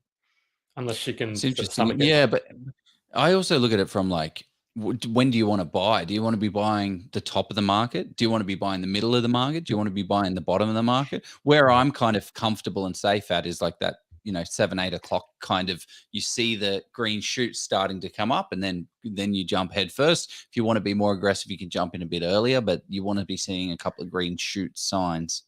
Yeah. My view is you can never pick the market exactly. You can never get it exactly right. Yeah. So it's about the trajectory and keeping an eye on things and watching the data. That's why I'm very data dependent, right? Because you can see some of the early signs. I mean, when I decided to sell in Thurrool, prices were still relatively bullish, but I could see the forward trends were actually that they were going to go down. And so I decided that was a good time to get out and release the equity that I'd actually created. So again, it was taking longer to sell in Thurrool. Like I'm a local of the area, so I tracked that market for potential future purposes. And I sort of saw that things were taking a lot longer, and they had to sort of discount, and they just weren't, or they're just taking off the market if they didn't need to sell, if they weren't fetching the price they wanted. Correct. Exactly. Yeah. Right. Okay. Yeah. We could ask questions all night and many threads, but let's wrap up a couple of ones. No, let's do scenarios, because otherwise we keep asking scenarios. Questions. Are going to keep Okay, coming. sorry. What are Okay, the scenarios? here we go. I'm going to flash up my three. So these are my three scenarios. Can you see that? Hold on. Yeah. Let's bring it up. No, I've got to move you. Okay. There you go. So I basically have three scenarios. The Goldilocks zone, where you've got rates roughly staying at 4.35%, then we'll either fall late 24, early 25. Inflation does ease a little bit ahead of what the RBA thought. Wage rises continue. There's no recession, and migration remains above average. So that's the best, right? So what does that give us? I'll show you in a second. Oh, okay. Yep. The base, the soft landing, means that you actually have rates up, inflation falls they stay a bit above target in 25. We don't get a recession, but with migration dials back. And the worst is the nightmare scenario where you see rates going even higher. The RBA puts them up, so that would give mortgage rates at 7.25%. Stay higher through 24 and 25. Inflation's there. Unemployment rises. Wage growth stalls. We get a recession. They cut rates later, but migration drops below average, right? So that's the sort of the starting point, right? Now, if I then say, okay, so what does that mean? What does that really mean? The best way to do it is to show you effectively just one of these charts. Let me just pop through to show this one. And the thing is about these three scenarios, all of them are a possibility. Like, correct. Reading that, I'm like, yeah, I could. And that's the point. And that's why I want to show you now. So this is basically the story, right? If we go back to the, so what I then do is to say, let me show you what happens in the best case scenario. This is the whole of Australia on average. The best case is home prices are up 9.4% over the next 3 years, right? That's the best case. What, 9.4 over 3 years? Over 3 years. Well, that's like nationally though, Joe. So that's taking the under. No, what? 9.4% national growth compounded over 3 years only. So what? 3.3 odd. 3.7. Yeah. So you can see 12 months over the next 12 months, 3.7. So that's what I'm looking at my best case. That's the base case is a fall of 9.6% over 3 years.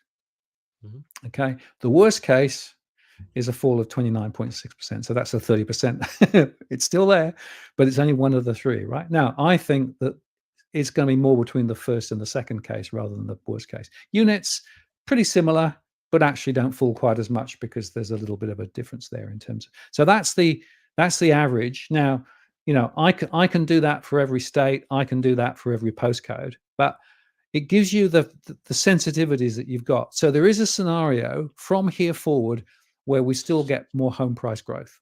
Now, it varies. Houses more than units. It varies in different states, but that gives you an aggregate. But there's also a risk to the downside if, in fact, the RBA keeps rates high and we get, you know, inflation continuing to bite and we get recession in Australia and other things play out. So those sensitivities. Now, if you're going to make property decisions, you need to form a view in your own mind about which of those three scenarios is the one you want to go with, because your decision in terms of what you decide to do will be determined, I think, by your perspective as to where things are going to go. But how did you, I mean, I was excited up until you said that in 3 years, it's going to grow by 9.4% as the best case scenario. Well, that's nationally, though, Joe. That's not. Yeah, but nationally, in 2013, property rose by 8.2%. Then it went 6.8, 8.3, 6.3, right, 4.5. Like, let me show you WA, right? Every year. So this is WA. Okay, right? Let's bring it up. So WA is basically 21% over the next 3 years. That's far attractive. Base case, small rise, 2.4%. Worst case, down 17%, right? So WA, pretty positive, right? Units, somewhat similar, right? If I then go to Queensland, 15% over 3 years, best case, small fall or bigger fall, worst case, right? Now, if we then go to New South Wales, 7% over 3 years, bit more of a fall. You can see how it varies on different locations. Tasmania, best case. Jesus. You're not a fan of Tassie. Right? Well, but this is what the data is saying, you know, 18.7% versus 38.6%. So my point is, and this really shows it rather well, it shows you that different locales and different types of property will behave differently. Now, the sensitivities that I build this up from the postcode level, and this is the aggregate at the state level, right? So even there, it's masking movements in different locations. So there are going to be some places where prices are pretty strong, other places where prices are a bit weaker. My point is, if you're going to make decisions about to buy property, it's important to go granular and to understand some of these varying dynamics to make the best decisions you can make, because you can make really good decisions and buy property and hold property and make significant wealth off the back of it, and, you know, provide accommodation to people in the rental sector, etc. You can also buy a property, lose money, buy a dog, it stays a dog, and you actually never end up getting anything out of the back of it. Yeah. Both of those futures are there depending on the decisions that you take. And that's why it's important to go granular and ask the right questions. wanted to ask this one because it's interesting. It's potentially. I mean, it's not that challenging, I suppose. Oh. Do you have anyone else challenging your model? Yeah. What sort of, do you share it with peers, or is it? Yeah, so the model is actually, so the data I actually provide on a commercial basis to a number of financial institutions, banks, the RBA have had it, APRA has had it in the past, various other people as well. And there's also a number of international players who watch the market. I also correlate it with what goes on. Just to explain, the factor that really changed the modeling for me was when I started incorporating the strong migration, because the ABS data, it's built off the census initially, but the ABS doesn't take the migration data into account soon enough. So I've actually had to incorporate the migration data into the model. And when I did that, the correlations are actually pretty close. What about back testing, like, and going back, like forward modeling, and then testing the assumptions previous to? So, like back in 2018, like 2005, you had some predictions. Can you say, okay, here's a model, like, what do you think is going to happen? And then it says, oh, it's going to raise by 5%. And then you run the model and it's like, yeah, actually it guessed it correctly. Yeah. Have you done those? So that back testing is an integral part of the way the model works. So basically we look, I capture the new information that comes in from the market, and then I make sure that is aligning back to what I said. So there's an iterative process within the way the model works. The model has 150 elements, and it's got lots of postcodes, more than 2,000 postcodes. Yeah. It's got lots of I information. think we're going a bit too granular with all of these. Yeah. Questions, The point is, I don't just sort of stick it out there and leave it. There is some checks and balances and some correlations that are done as part of the modeling. So ultimately, the audience is the. There's always because what I noticed about that point was that there's always a market that's going up at some point in time, and you've got to be able to then, it's timing. Like everyone's like, oh, it's time in the market. No, you've really got to time. You've got to be looking at a market that is a strong demand, low supply, and timing the market, as well as holding it for the longer term, because you can't just jump in and jump out, because that's too risky from a cost perspective as well. But jumping into the right markets on the right asset. What I say is you have to do the work. If you really want to maximize the returns, do the work. Don't just pick the first property that comes off the property portal and throw money at it. Do the work. Make sure you understand the dynamics. Make sure you understand the locale. Make sure you understand what the prospects are ahead, because the winners and losers here, right?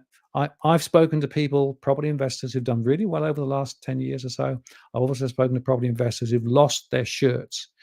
And it's not necessarily because they did, silly things, but they just didn't do the right things at the right time. Mate, let's end it on that.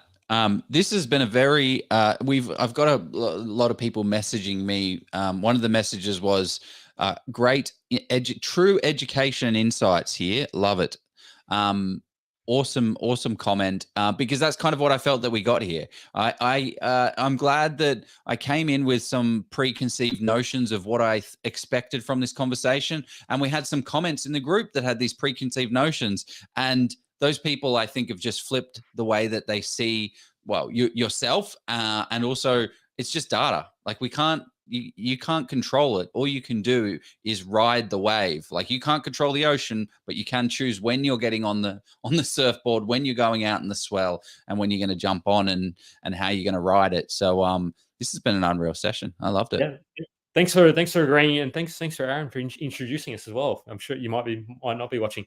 But I would also say though that this for me has been an exercise for anybody watching in letting go, or for everybody watching, letting go of some of those cognitive biases that yes, property is a fantastic, and yeah, it can be a fantastic investment, but maybe sometimes it can be a terrible investment.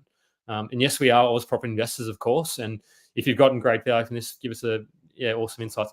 Give us a review on Spotify, people, because nobody does that on Spotify, but YouTube, all that sort of stuff. But no, I would want to say though, it's all about sort of saying, okay, there's that sort of, if you can hold the opposing opinion, I'm not saying your opinion is opposing, but it's a potentially contrarian, and then consider that, and then say, okay, great, I've considered that.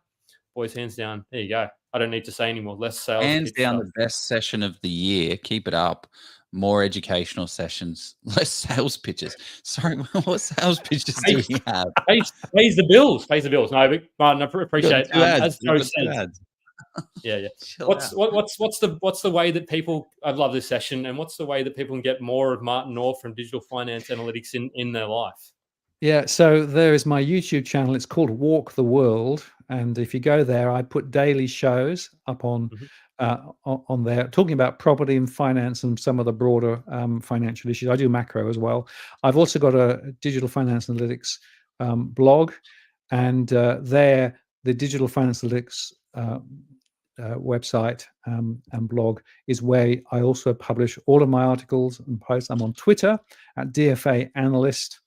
I've also got a Patreon program as well and other bits and pieces. And if people want to get the individual data sets for individual postcodes, I make that available via Patreon. So if you want to get the full Monty of all the postcodes with all the information that I've shared today down to that postcode level, like I showed you for the Wollongong one, that is available, and it's relatively inexpensive because it helps people. And I've got a lot of people who use those tools to be able to spot the opportunities, because I've got gross rental yield, net rental yield, I've got the property price movements, I've got the mix of property, all of those things in the model. So that's available as well.